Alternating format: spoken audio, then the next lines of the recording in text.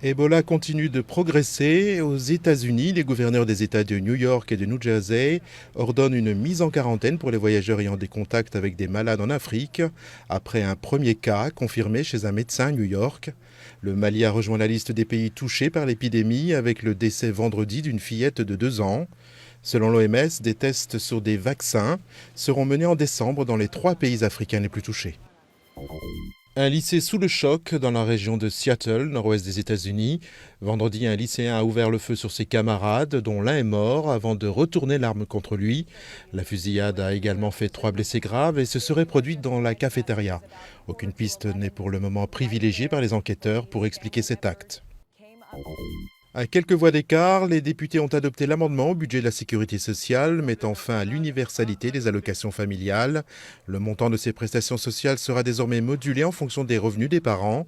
Effective à partir du 1er juillet 2015, cette réforme devrait toucher 12% des familles.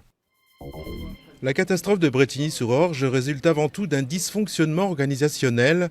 C'est ce qu'il ressort d'un rapport d'experts qui pointe également une banalisation du travail dans l'urgence et un sous-effectif chronique. Le déraillement d'un train Paris-Limoges le 12 juillet 2013 avait fait 7 morts en gare de Brétigny-sur-Orge. C'est l'attraction culturelle majeure de ce week-end. Le musée Picasso rouvre ses portes au public après 5 ans de travaux.